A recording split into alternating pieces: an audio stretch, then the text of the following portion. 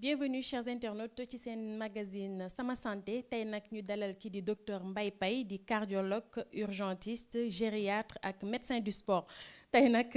médecin du sport boobu ak cardiologue boobu la ñuy waxtaanal docteur ñu ngi lay nuyu. maa ngi lay fay di leen gërëm ci invitation bi pour wax sujet bu am solo bu am importance corps ak tàggat sa yaram. léegi docteur est-ce que sportif yi war nañu woor est-ce que woor ànd nag ak tàggat yaram. voilà jërëjëf am na situation yoo xam ne corps mën na ànd ak tàggat sa yaram mais du yëpp par exemple boo jëlee xam nga sport dafa am ñaari façon de sport en général mooy sport de compétition ak sport de loisir. Sport de loisir mooy entraînement mooy sport boo xam ne yow da nga koy def nii rek pour defar sa yaram pour muscler wu un peu dindi sa graisse en général à visée même médicale pour par exemple wàcce sa tension wàcce sa suukar wàcce sa graisse nekk en forme dindi sa stress et cetera. am na sport de compétition wala sport de combat avec recherche de points. Sport boobu moo gën a metti bien sûr parce que compétition la nit ki day wut a gagner souvent ñaari équipe sax benn équipe contre benn équipe la du ko def seul. donc bu boobaa sa xol day gën a liggéey da ngay gën a fournir énergie da ngay gën a ñax ainsi de suite donc ñaari sport yooyu bokkul. maintenant koor gi su ñëwee dëgg la koor dañ ko santaane képp ku jullit da nga ko war a def boo amee santé bu baax. sport aussi dafa am ay bénéfices sur la santé léegi ñoom ñaar nag boo leen boolee mën na am ay risques. si nga xam ne dañu feebar maintenant bu dee sportif boo gis nag aussi bu koor gi ñëwee li tax muy bëgg a def sport parce que day xalaat ne bu toogee benn weer day perte li mu amoon yëpp donc moo tax am na ñoo xam dañuy bëgg di def tuuti entraînement bàyyi compétition ñii dañuy bëgg a def compétition mais ne bu dee sport de loisir mooy sport boo xam ne da nga koy def nii rek pour entraînement mën nga def mën nga woor si ñaari situation mais sport bi doo ko mën def suba gi. balaa ñu dog benn waxtu avant ñu dog mën nga commencer def sa sport fexe daal ba sa sport bi jege ak heure bi ñuy dog pour boo paree sport bi rek li tuuti moo ci des pour nga mën naan ndox pour nga mën lekk parce que bu ñu fàtte ne aussi ndox ak lekk kenn mënu ko dindi ci sport de haut niveau sport de compétition c'est impossible. parce que loolu mooy tax nga performant mooy tax nga am ay capacité maintenant sport de loisir boobu aussi il faut faire attention bien sûr heure boobu peut-être du naaj bu ko def ci tàngaay bi balaa ñu dog aussi na nga fexe di def effort yoo xam ne da nga ko daan def mi nga wàññi ko bu fekkee da nga doon def tey benn situation nga wàññi ko def moitié bi. éviter def sport yoo xam ne dafay effort yoo xam ne day nécessiter dépense énergétique bu bari donc sport yi nga mën def mën na nekk marche mën na nekk nga pédale vélo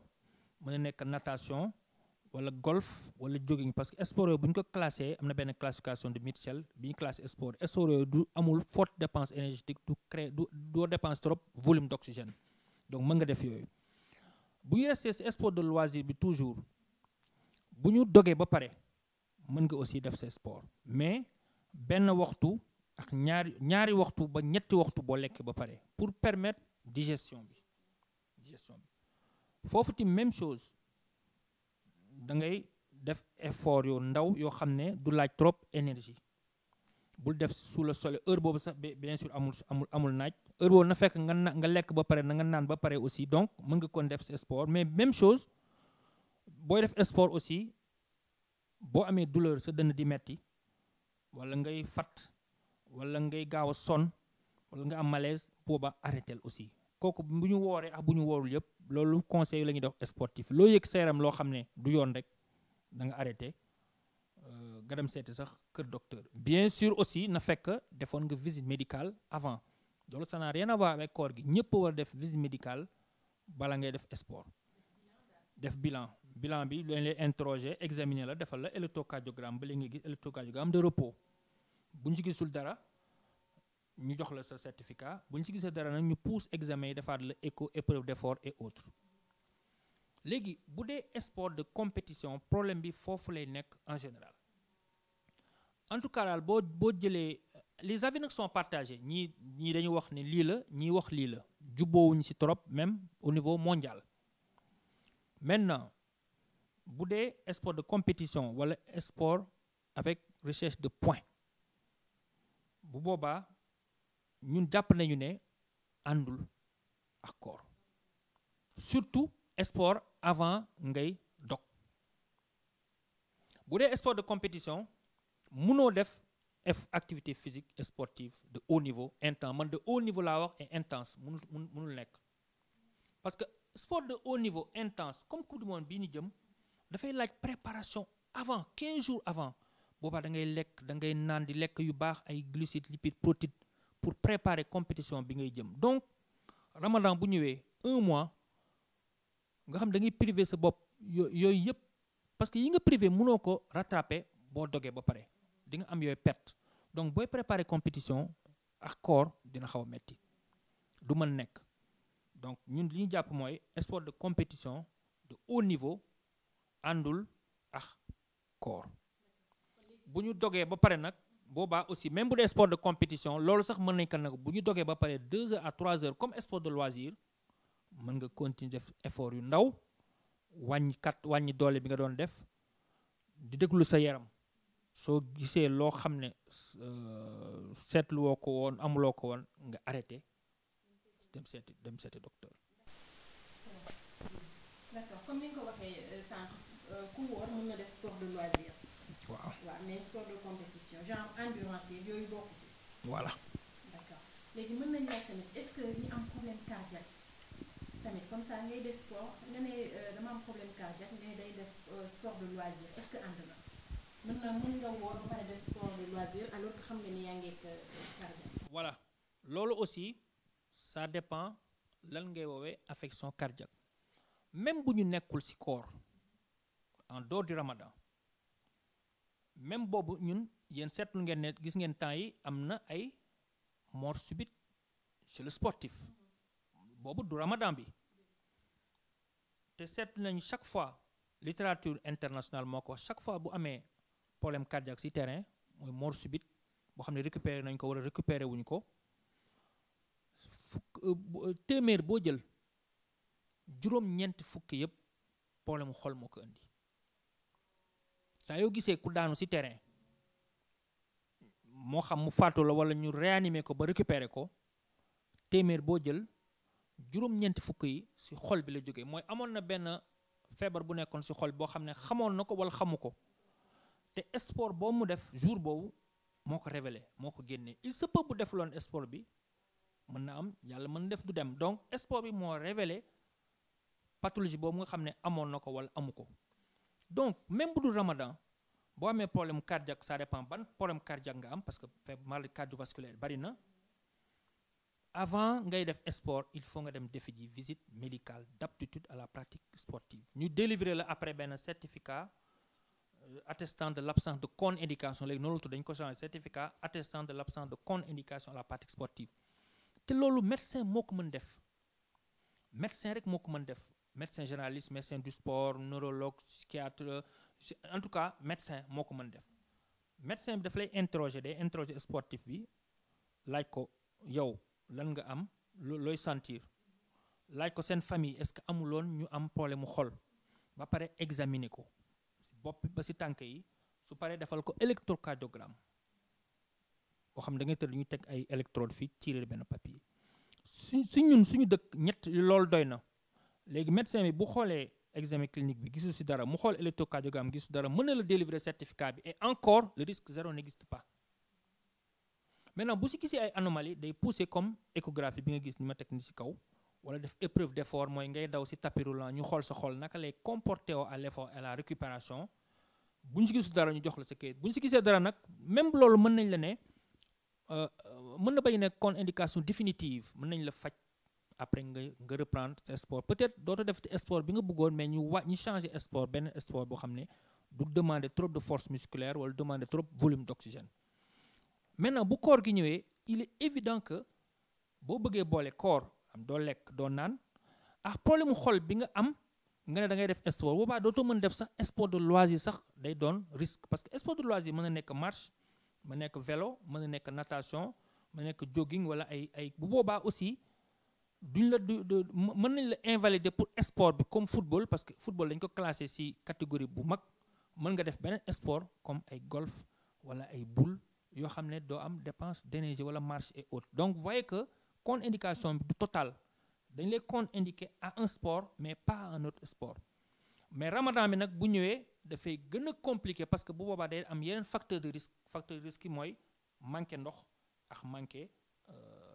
alimentation maanaam manqué lekk donc moo tax de toute façon que muy koor que mu bañ a nekk koor soo amee problème mu xol demal nga seeti docteur ba pare le docteur bi defee ay bilan mën na la wax ndax mën nga def sport wala mënoo def sport wala mën nga def type sport bi wala type sport bi. léegi ñi hypertendu nag mën nañu wax. ñi hypertendu hypertension artérielle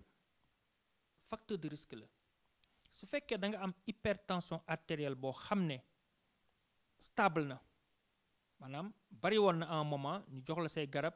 ngay def sa mesure hygiéno-diététique mooy nga def sa marche wala ngay wàññi lu niin lu saf xorom ak lu saf suukar di jël sa garab sa tension normale stable su boobaa mën nga woor di def sport man bari naa ay patients yu bari depuis des années avant koo gi dañu may woo dañuy am tension mën nañu sax am diabète wala ay cholestérol mais dañuy def sport dañuy woor def sport mais comme li ma la waxoon sànq rek dañu xam ni ñuy def da ngay wàññi tuuti li nga doon def parce que li ngay def ni maintien ngay wut da ngay xaw a modéré tuuti def sport benn waxtu avant ngay dog wala boo dogee ba pare ñaar ba ñetti waxtu boo lekkee ba pare toujours nga def sport bu yem wàññi doole bi boo doon def ñaar nga def benn bu loo sentir sa yaram aussi nga arrêté mooy li gën a am solo mooy sa dënn di metti wala ngay fat mooy ngay apat wala sa cœur di daw ngay palpiter wala nga def malaise vertige bu mag wala nga perte connaissance syncope l'hypothymie yooyu da ngay arrêté dem seet docteur ñu xool ndax ngay reprendre sa sport. dañuy gis ñenn ñi par exemple dañ naan nu mu tuddati man de koor du ma teree def sport ñu koy forcer di ko def loolu risque bi du am na risque wala parce que dañ leen ko tere ñeneen ñu buñ bañ a def ñu def. waaw ça dépend ki leen ko tere kan moo leen ko tere est-ce que seen médecin la wala seen infirmier wala seen sage-femme bu fekkee ne ki la ko tere dafa xam li tax mu tere la ko dafa am lu mu gis ci yow boobaa na nga def moom li mu la wax parce que moom moo yor sa dossier moom moo ko xam encore une fois sport dafa am bénéfice ci sa santé même bu dul koor ñi am tension ñi am diabète ñi am cholestérol ñi am asthme ñëpp même ñi am problème mu xol dañ leen def leen sport parce que autant dañu naan képp ku am yenn problème mu xol rek bul def sport non après dañ ko changer léegi même ñi am problème mu xol wala ñu am asthme wala ñu am diabète cholestérol au contraire sport bi bénéfice la ci ñoom